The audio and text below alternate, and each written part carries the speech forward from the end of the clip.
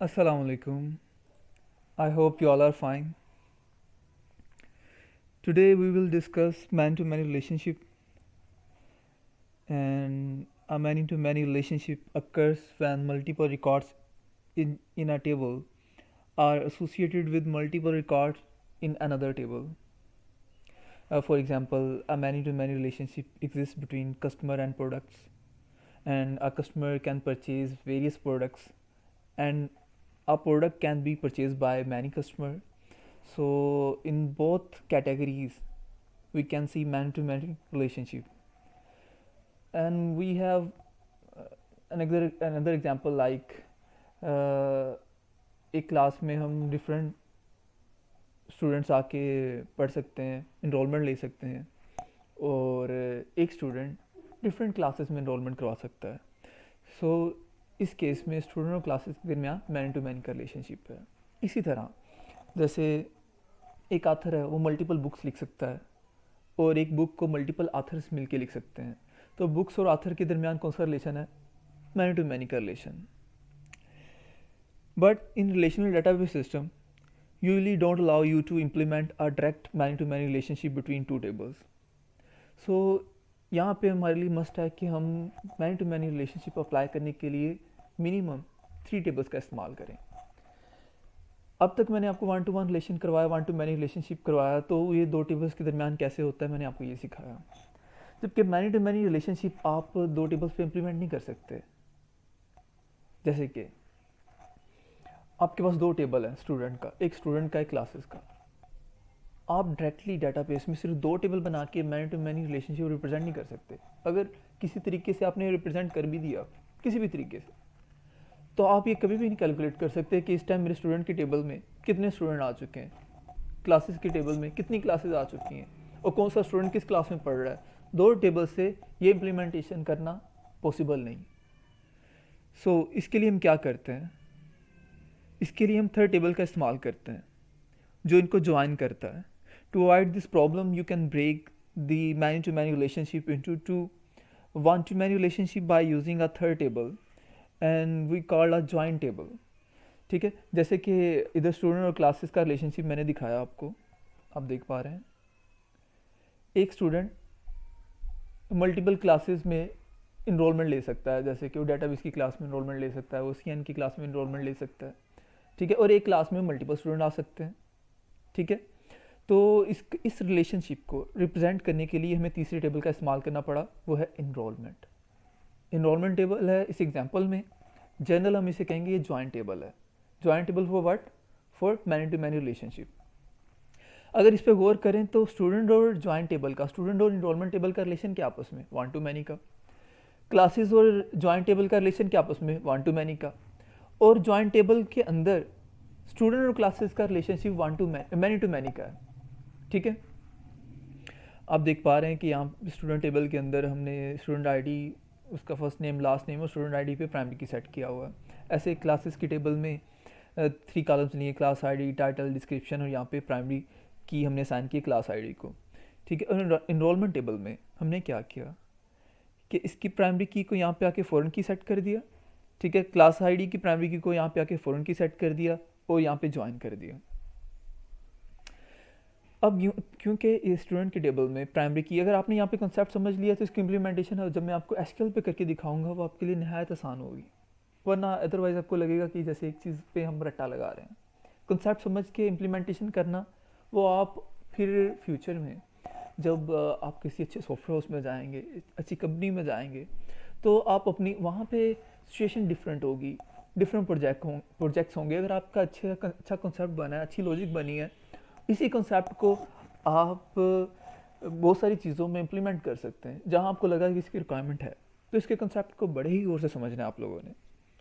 ठीक है, तो इन टेबल्स का, स्टूडेंट के टेबल का इनरोलमेंट के साथ वन टू मैनी का रिलेशन है, और क्लासेस के टेबल का इनरोलमेंट के साथ फिर वन टू मैनी का रिलेशनशिप है. लेकिन इनरोलमेंट का अपने आप में इन स्टूडेंट और क्लासेस का कौन सा रिलेशन है? मैनी टू मैनी का रिलेशन. अब देखिए ना, इस साइड पे जो साइन किया many many many to many का, इसका अपने आप के साथ, और स्टूडेंट का इधर वन है, इनरोलमेंट का मैनी. मैंने ये साइन आपको पहले वन टू मैनी वाली क्लास में बताए थे कि कौन सा साइन मैनी को रिप्रेजेंट करता है, कौन सा वन को रिप्रेजेंट करता है. ठीक है, यहाँ पे मैंने प्रॉपर मेंशन कर दिया कि इस टेबल में प्राइमरी की कौन सी है, इस टेबल में प्राइमरी कौन सी है, ज्वाइंट टेबल में। ठीक है, इसकी अपनी प्राइमरी की कौन सी है, एनरोलमेंट आईडी। फिर ये स्टूडेंट आईडी और क्लास आईडी क्या है, ये फॉरेन कीज़ हैं। कैसे लगाते हैं इसके बारे में आपको पहले पता, लेकिन फिर भी मैं इसकी इम्प्लीमेंटेशन आपको करके दिखाऊंगा। Each record in a joint table include a match field that contain the value of primary की। मीन्स के अगर यहाँ पे इनरोलमेंट में कोई स्टूडेंट आ रहा है, वो लाजमी स्टूडेंट की टेबल में पहले इनरोलमेंट उसका रिकॉर्ड होगा, उसके बाद उसकी इनरोलमेंट होगी। तो यहाँ पे अगर एक स्टूडेंट आ रहा है फाइव रोल नंबर के साथ, तो लाजमी स्टूडेंट के टेबल में वो 5 एग्जिस्ट करता होगा। ठीक है, और अ टिपिकल एग्जांपल हम देख रहे हैं मैनी टू मैनी रिलेशनशिप के लिए is one between student and classes, and a student can register for many classes and a class can include many students. And the following example include a student table which contain a record for each student and a classes table which contain a record for each class. A joint table enrollment creates two or one to many relationship and one between each of the two tables. ठीक है, तो the primary key student ID uniquely identifies each student in student table, and the primary key class ID uniquely identifies each class in the classes table, and the enrollment table contain two foreign keys and one primary key. Primary की को मैंने यहाँ पे mention किया, लेकिन enrolment ID हमारी यहाँ पे प्राइमरी की होगी और स्टूडेंट आईडी और क्लास आईडी हमारी फॉरेन की होगी। तो आई थिंक आप यहाँ पे इसका कॉन्सेप्ट समझ चुके हैं कि क्यों हम 3 टेबल्स की तरफ मूव करते हैं मैनी टू मैनी रिलेशनशिप में। ठीक है, और मैनी टू मैनी रिलेशनशिप होता क्या है, कितने टेबल्स हमें रिक्वायर्ड होते हैं, कैसे उसको इम्प्लीमेंट करते हैं, उसका आपने एक ER डायग्राम देख लिए। ठीक है, ये सॉरी क्लास डायग्राम है। बहरहाल आप समझ चुके हैं इसमें कि कैसे हमने इम्प्लीमेंट करना है एंड कैसे हमने इसको सेटअप करना है for many to many relationship. And using the example above create a table name enrollment, this will be join. So हमें SQL टेबल में 3 table, SQL server management studio में 3 टेबल्स बनाने हैं, एक स्टूडेंट का, एक क्लास का, इनरोलमेंट का। ठीक है, तो हम यहाँ पे आ रहे हैं, डेटाबेस क्रिएट करना, टेबल क्रिएट करना मैं ऑलरेडी आपको सिखा चुका हूँ। बहरहाल कुछ स्टूडेंट्स का कहना होता है कि हमें अभी भी प्रॉब्लम आ रही है इन छोटी छोटी चीज़ों में, तो मैं फिर भी इसको रिपीट करता हूँ ताकि एक बिल्कुल वो स्टूडेंट जो पहले क्लासेस नहीं ले रहा किसी भी वजह से, वो आज फर्स्ट लेक्चर भी देख रहा है तो उसको समझ आए। तो मैंने डेटाबेस को राइट क्लिक किया, न्यू डेटाबेस पे क्लिक किया था, तो ये मेरे पास पॉपअप आ गया। ठीक है, यहाँ पे मैं एंटर कर रहा हूँ डेटाबेस नेम।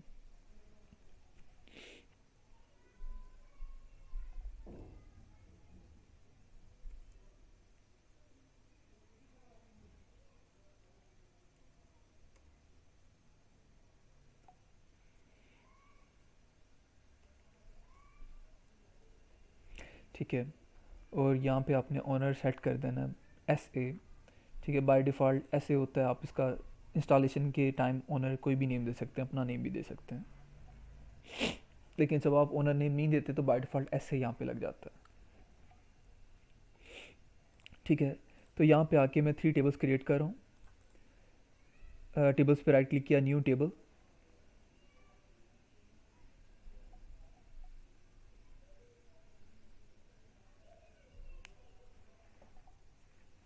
ठीक है, अब साथ में मैं आपको ये दिखाता भी जाता हूँ।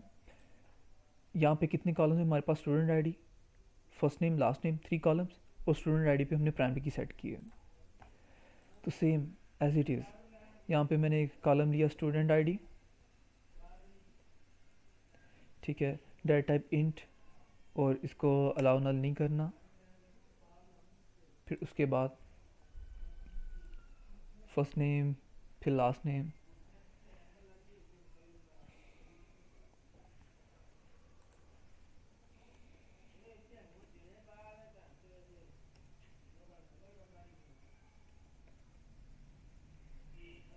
डेटा टाइप वारचार हमने चूज़ किए, आप चाहें तो इसका साइज़ बढ़ा सकते हैं। ठीक है, और लास्ट नेम अगेन मैं varchar यूज़ कर रहा हूँ और इस पर भी मैंने अलाउ नल का चेक हटा दिया। प्राइमरी की को सेट किया, राइट क्लिक किया, सेट प्राइमरी की, और राइट क्लिक किया, प्रॉपर्टीज़ में गया हूँ मैं, और आइडेंटिटी कॉलम पे जाके मैंने स्टूडेंट आईडी को यहाँ पे सिलेक्ट कर लिया। तो यहाँ पे अगर मैं सेव करता हूँ टेबल को, तो प्राइमरी की भी मैं सेट कर चुका हूँ और ऑटो इंक्रीमेंट भी कर चुका हूँ। टेबल को मैं नेम दे रहा हूँ स्टूडेंट टेबल, ठीक है। और उसके बाद हम बनाते हैं क्लासेस के लिए टेबल। उसके लिए मैं राइट क्लिक किया, न्यू टेबल, और क्लास टेबल के लिए हम कितने कॉलम्स ले रहे हैं, अगेन 3 कॉलम्स ले रहे हैं, क्लास आईडी, टाइटल और डिस्क्रिप्शन। क्लास का टाइटल क्या है, डिस्क्रिप्शन उसमें कंटेंट क्या पढ़ाया जा रहा है, जो भी, और ऐसे मल्टीपल कॉलम्स आप ऐड कर सकते हैं। बहरहाल फिर वक्त हमारा पर्पज़ है इसका कॉन्सेप्ट समझना, तो इसलिए मैं कम कॉलम्स के साथ ही चलना चाह रहा हूँ। क्लास आईडी,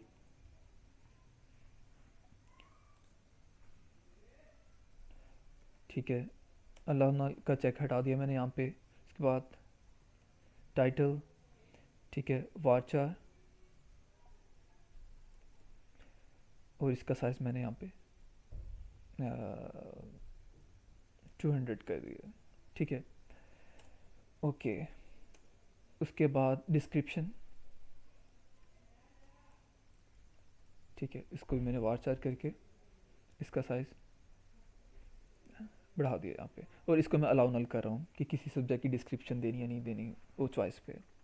क्लास आईडी को मैंने राइट क्लिक किया, सेट प्राइमरी की, इसको ऑटो इंक्रीमेंट करना है, राइट क्लिक करके प्रॉपर्टीज़ में गए और क्लास आईडी को सिलेक्ट कर लिया, सेव किया, और टेबल का नेम दे दिया। वो स्टूडेंट टेबल है, एक क्लास टेबल है। तो अब आपने देख लिया कि मैंने स्टूडेंट का टेबल बिल्कुल इस तरह बनाया, क्लास का टेबल बिल्कुल इस तरह बनाया, ठीक है। अब हम इनरोलमेंट की तरफ जा रहे हैं, जो कि हमारा जॉइंट टेबल है। तो मैंने टेबल्स पे राइट क्लिक किया, न्यू टेबल पे गए, ठीक है। ये मैं जॉइंट टेबल बना रहा हूँ इनरोलमेंट के लिए। तो इनरोलमेंट में कौन कौन से कॉलम्स हैं, इनरोलमेंट आईडी, स्टूडेंट आईडी और क्लास आईडी, ठीक है। इनरोलमेंट आईडी, उसके बाद स्टूडेंट आईडी,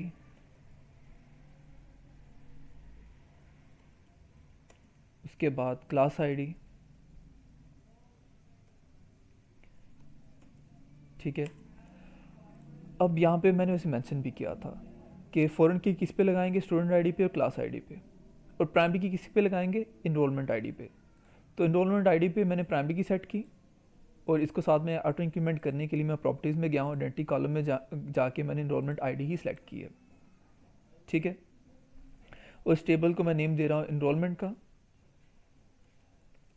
ठीक है। अब मैं इस पर फ़ॉरेन की अप्लाई कर रहा हूँ, जो कि हमने यहाँ पे डिस्कस किया कि हम स्टूडेंट आईडी पे और क्लास आईडी पे फ़ॉरेन की अप्लाई करेंगे।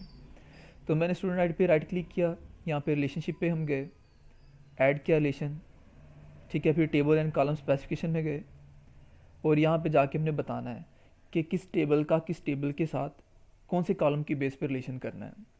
तो यहाँ पे मैं बता रहा हूँ कि स्टूडेंट टेबल का उसकी स्टूडेंट आईडी, और इनरोलमेंट टेबल में भी स्टूडेंट आईडी, कि यहाँ पे पहले स्टूडेंट का रिकॉर्ड आएगा, फिर इनरोलमेंट टेबल में अगेन उसी स्टूडेंट का रिकॉर्ड किसी क्लास के साथ कंबाइन हो रहा होगा, ठीक है।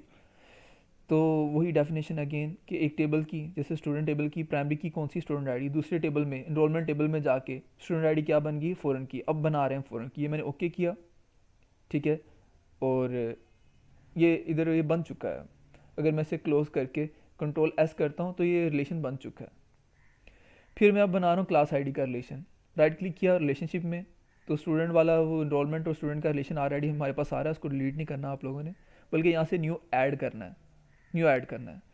जब हम फर्स्ट टाइम रिलेशन ऐड कर रहे होते हैं तो ऑलरेडी कोई रिलेशन ही होता, तो हम ऐड पे, तभी ऐड पे क्लिक करते हैं। अभी जितने रिलेशन हम बनाना चाहें तो बना सकते हैं।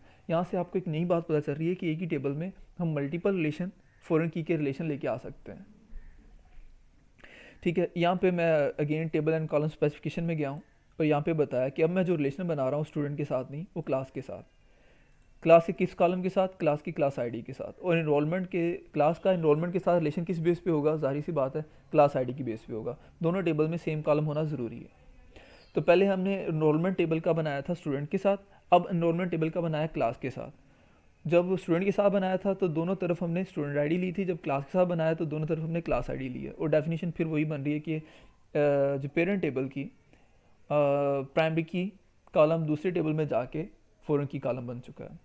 ओके किया, क्लोज किया, कंट्रोल एस करेंगे तो ये रिलेशन सेव हो जाएगा।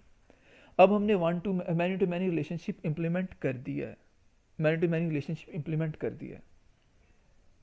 शुरू में मैंने आपसे जो बात की थी कि हम अगर many to many relationship 2 tables पे इंप्लीमेंट करें, तीसरा टेबल कोई जॉइंट टेबल इंक्लूड ना करें, तो हमारे लिए डाटा की रिडंडेंसी बहुत हो जाती है।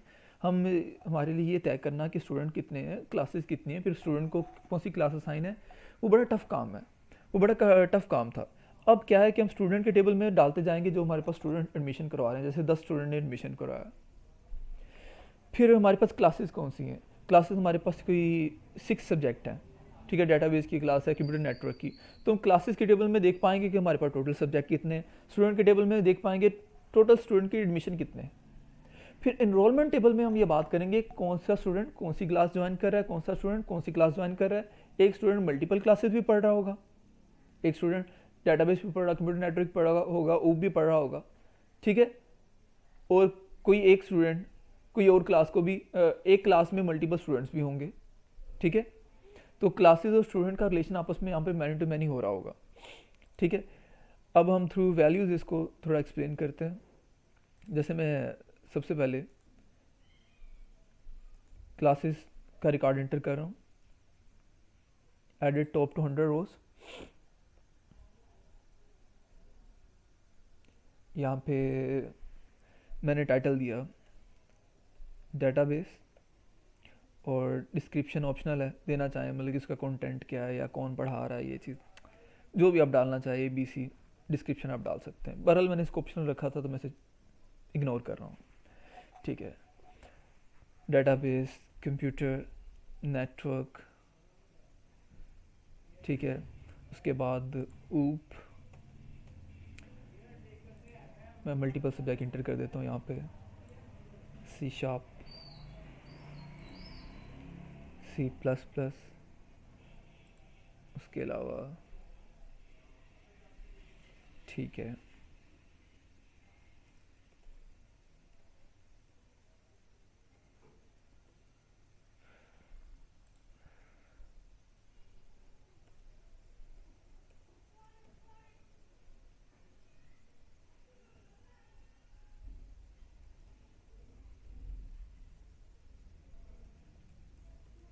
ठीक है, मैंने मल्टीपल सब्जेक्ट यहाँ पे इंटर कर दिए हैं, ओके। और अब मैं बढ़ रहा हूँ उसकी तरफ, स्टूडेंट टेबल की तरफ, राइट क्लिक किया, ऐड टॉप टू 100 रोज। जैसे यहाँ पे मैं एंटर कर रहा हूँ,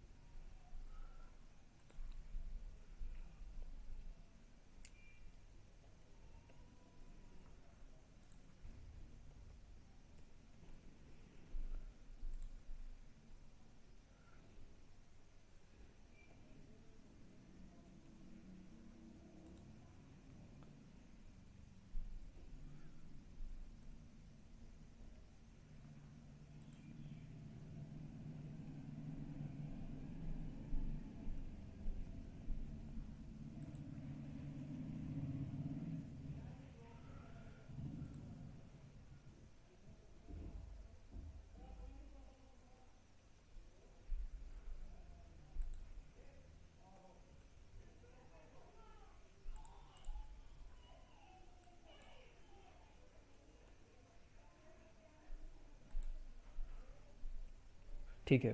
अब मल्टीपल स्टूडेंट्स का आई थिंक ये इनफ है, ओके। अब देखिए इनरोलमेंट में मैं राइट क्लिक किया, एडिट टॉप टू 100 रोज में गया हूँ, ठीक है। यहाँ पे मैं रिकॉर्ड्स को कैसे एंटर कर रहा हूँ, देखिए हमारे पास ये स्टूडेंट का रिकॉर्ड आ रहा है, यहाँ पे सारी क्लासेस का आ रहा है। मैं कहता हूँ कि ये आयशा है, आयशा की आईडी क्या है 4, आयशा क्या पढ़ रही है? आयशा डेटाबेस पढ़ रही है। तो डेटाबेस की आईडी क्या है? 1। तो आयशा क्या पढ़ रही है? 4 पढ़ रहा है, 1 सब्जेक्ट। इसका मतलब यही हुआ ना कि आयशा की आईडी क्या है? 4, स्टूडेंट आईडी 4 है। तो स्टूडेंट आईडी की आयशा कह लें या 4 कह लें की बात है, ठीक है। उसके बाद जो स्टूडेंट आईडी यहाँ पे इसकी कौन सा सब्जेक्ट पढ़ी? डेटाबेस। और डेटाबेस की आईडी क्या है? 1। मतलब कि 4 क्या पढ़ रहा है? 1 पढ़ रहा है। 4 क्या पढ़ रहा है? 1 पढ़ रहा है, ठीक है। तो इस रिकॉर्ड को मैं यहाँ पे एंटर करता हूँ कि 4 1 वाला सब्जेक्ट पढ़ रहा है, आयशा डेटाबेस पढ़ रही है, ठीक है। उसके बाद आयशा सिर्फ डेटाबेस ही नहीं पढ़ रही, आयशा कंप्यूटर नेटवर्क भी पढ़ रही है। तो अगेन क्या हुआ? 4 क्या पढ़ रहा है? 2 पढ़ रहा है। 4 2 पढ़ रहा है। आयशा क्या पढ़ रही है? कंप्यूटर नेटवर्क पढ़ रही है। क्योंकि यहाँ पे हम प्रॉपर हर चीज़ नेम शेम नहीं देंगे, इनरोलमेंट में सिर्फ आईडीज के थ्रू एक्सप्लेन करेंगे। उसके बाद हम कहते हैं कि आयशा एक और सब्जेक्ट भी पढ़ रही है। कौन सा? System integration architecture. मतलब कि 4 क्या पढ़ रहा है? 7 पढ़ रहा है। 4 क्या पढ़ रहा है? 7 पढ़ रहा है, ठीक है। तो यहाँ आपने देखा कि एक स्टूडेंट 4 बेसिकली एक ही स्टूडेंट है ना, आयशा 3 डिफरेंट सब्जेक्ट पढ़ रही है। तो 1 स्टूडेंट मल्टीपल सब्जेक्ट पढ़ रहा है। 1 स्टूडेंट मल्टीपल सब्जेक्ट पढ़ रहा है, ठीक है। 1 स्टूडेंट मल्टीपल सब्जेक्ट पढ़ रहा है। उसके बाद हमारे पास एक स्टूडेंट है 5 5 क्या कर रहा है? 5 पढ़ रहा है सिस्टम इंटीग्रेशन आर्किटेक्चर। मतलब कि 5 क्या पढ़ रहा है? 7 पढ़ रहा है। 5 स्टूडेंट 7 वाला सब्जेक्ट पढ़ रहा है। 5 स्टूडेंट 7 वाला सब्जेक्ट पढ़ रहा है। 5 स्टूडेंट 7 वाला सब्जेक्ट पढ़ रहा है, ठीक है जी।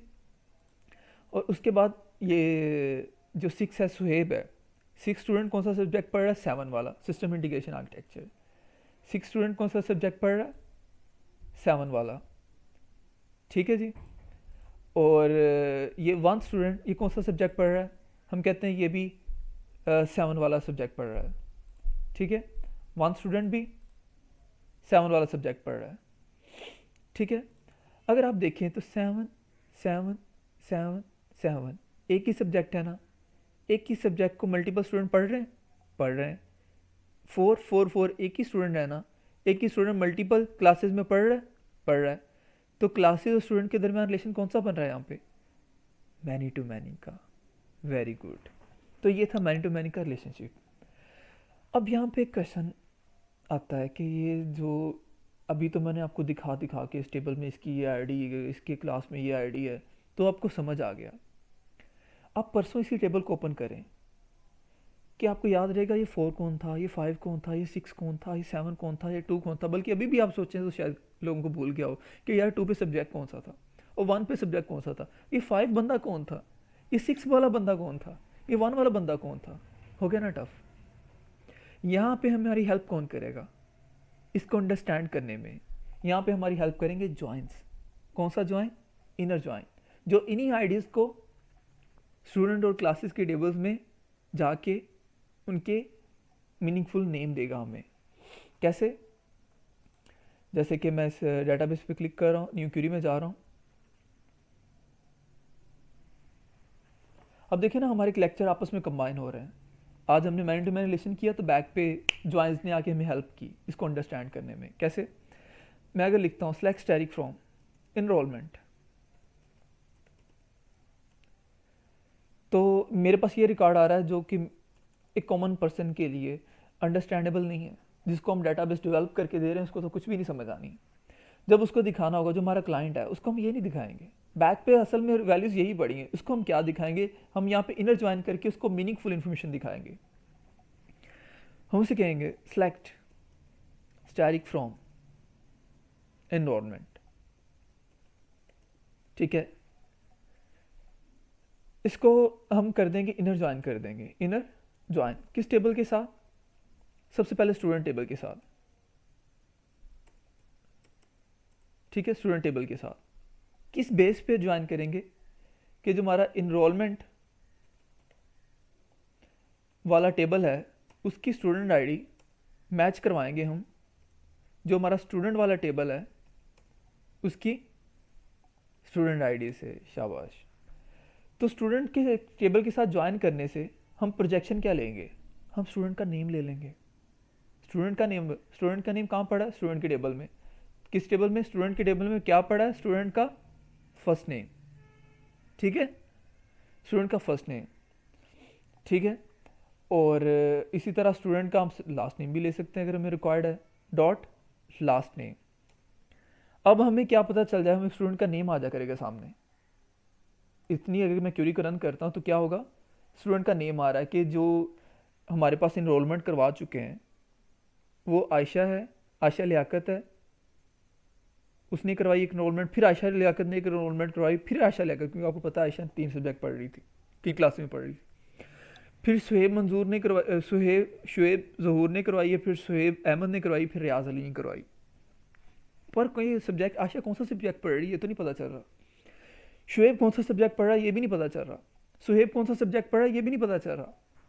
वो पता करवाने के लिए क्या मैं इधर ऐसे लिख सकता हूँ, comma class dot class name, ऐसे लिख सकता हूँ? नहीं लिख सकता। क्यों नहीं लिख सकता? क्योंकि मैंने इनरोलमेंट वाले टेबल को ज्वाइन नहीं किया स्टूडेंट टेबल के साथ। जैसे मैं स्टूडेंट का लिख पा रहा था तो मैंने इनरोलमेंट वाले टेबल को ज्वाइन किया था स्टूडेंट के साथ, तभी मैं प्रोजेक्शन में ये चीज़ लिख पा रहा था, तभी वो काम कर रहा था। अगर मैं चाह रहा हूँ क्लासेस की भी इंफॉर्मेशन मैं यहाँ पे दे पाऊँ तो मैं डायरेक्टली नहीं दे सकता तब तक जब तक मैं इनरोलमेंट के टेबल को ज्वाइन ना करूँ। किस टेबल के साथ? क्लास के टेबल के साथ। ऑन के इनरोलमेंट के अंदर ये वही बात है जो हम फ़ॉरेन की अप्लाई करते हैं तो लिखते हैं ना, वो हम माउस से सेट कर रहे होते हैं, यहाँ पे हम राइट कर रहे होते हैं कि इनरोलमेंट टेबल में क्लास आईडी और क्लास टेबल में क्लास आईडी मैच करती है। इसकी बेस पे अब हमने ज्वाइन लगा दिया।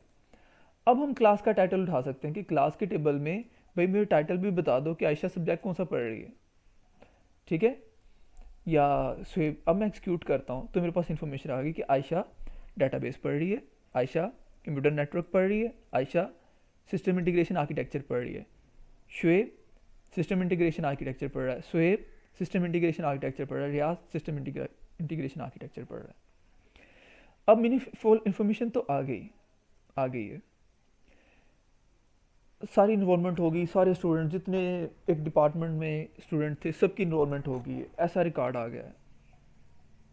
आपका क्लाइंट कहता है कि यार मुझे ऐसे भी रिकॉर्ड नहीं चाहिए, मुझे बस इतना बता दो कि सिस्टम इंटीग्रेशन आर्किटेक्चर में कितने स्टूडेंट रजिस्टर हो गए हैं, सिस्टम इंटीग्रेशन आर्किटेक्चर में कितने स्टूडेंट रजिस्टर हो गए हैं। देखिए ऊपर वाली क्यूरी को ही मैंने कॉपी करके नीचे पेस्ट किया, कोई चेंज नहीं किया। उसने क्वेश्चन अलग किया, उसने कहा मुझे इतना बता दो कि कितने। अब मैं ये क्वेश्चन इसलिए कर रहा हूँ क्योंकि पेपर में भी मैंने इस तरह के क्वेश्चन देने, काम तो मैं आपको सिखा रहा हूँ पर आपका पेपर आएगा एग्जाम्पल बेस, सिनेरियो बेस, जिसमें मैं डिफरेंट सिनेरियो पूछूंगा।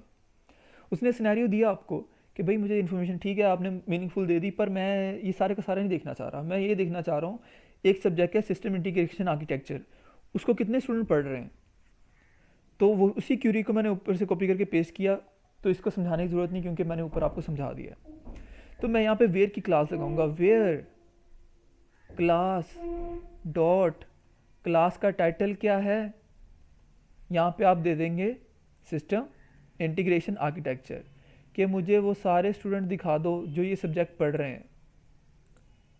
तो इन्फॉर्मेशन आ गई कि भाई सिस्टम इंटीग्रेशन में 4 स्टूडेंट ने इनरोलमेंट करवाई है, आयशा भी उस क्लास में होगी, शुएब भी उसी क्लास में होगा, सुहेब भी उसी क्लास में होगा, रियाज भी उसी क्लास में होगा। आपका क्लाइंट कहता है ठीक है जी, ऐसे तो मैं बाकी सब्जेक्ट का भी पता कर लूँगा कि यहाँ पे मैं ना सब्जेक्ट का नेम चेंज करता जाऊँगा, मुझे पता चलता जाएगा कि ये वाले सब्जेक्ट में कितने स्टूडेंट रोल हैं, इस सब्जेक्ट में कितने स्टूडेंट रोल हैं, इस सब्जेक्ट में कितने स्टूडेंट रोल हैं। क्या वैसे आपका थोड़ा सा इधर दिमाग में बात आई कि यूनिवर्सिटी वाले भी तो ऐसे ही करते हैं, पर क्या वो क्यूरीज लिखते होंगे? नहीं, वो क्यूरीज नहीं लिखते। फिर कौन लिखता है क्यूरीज? क्यूरीज डेवलपर लिखता है जिसने वो सॉफ्टवेयर बना के दिया है, उसने ये क्यूरी लिख के एक बटन बना के दे दिया। यूनिवर्सिटी वाले वो सिर्फ बटन प्रेस करते हैं, बैक पे क्यूरी यही चल रही होती, सेम टू सेम ये चल रही होती। ठीक है, तो आप समझ पा रहे हैं ना। अब उसके बाद क्लाइंट आपको ये कह रहा है कि मुझे ये इन्फॉर्मेशन भी नहीं चाहिए, मुझे ये चाहिए, मुझे बस ना आयशा का बताएं कि आयशा कौन कौन सी क्लास पढ़ रही है, या मुझे शुएब का बताएं कि शुएब कौन कौन सी क्लास पढ़ रहा है, या जिस स्टूडेंट का मेरा दिल करे मैं जान पाऊँ कि वो कितने सब्जेक्ट पढ़ रहा है। उसने कितने सब्जेक्ट उठाए हुए हैं। अगेन उसी क्यूरी को ये वाली जो ऊपर वाली क्यूरी है, इसको मैं कॉपी करके दोबारा लेके आ रहा हूँ। बड़ी कमाल की क्यूरी है। यहाँ पे उसने कहा था बस मुझे स्टूडेंट का बताओ कौन सी क्लासेस में है। तो हम यहाँ पे क्यूरी लगा रहे हैं वेयर स्टूडेंट, जो स्टूडेंट है, स्टूडेंट का first name is equal to, हमने कहा यहाँ पे उसका फर्स्ट नेम दे दो, मैं आपको सारा बता दूंगा वो कौन कौन सी क्लास पढ़ता है। ये मैंने आयशा का नेम दे दिया। एक्सक्यूट किया तो पता चला कि आयशा 3 सब्जेक्ट पढ़ रही है, डेटाबेस पढ़ रही है, कंप्यूटर नेटवर्क पढ़ रही है, सिस्टम इंटीग्रेशन आर्किटेक्चर पढ़ रही है।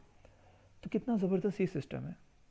ठीक है, तो हमने आज मैनी टू मैनी जॉइंस को देखा, उनके रिलेशनशिप्स को देखा, और सिनेरियो बेस मैंने आपको इसकी स्टडी करवाई है। और अगेन मैं ये बात रिपीट करूँगा, पेपर सिनेरियो बेस आएगा। अपना ख्याल रखिएगा, जो भी क्वेश्चन है आप मुझे कर सकते हैं। अल्लाह हाफ़िज़।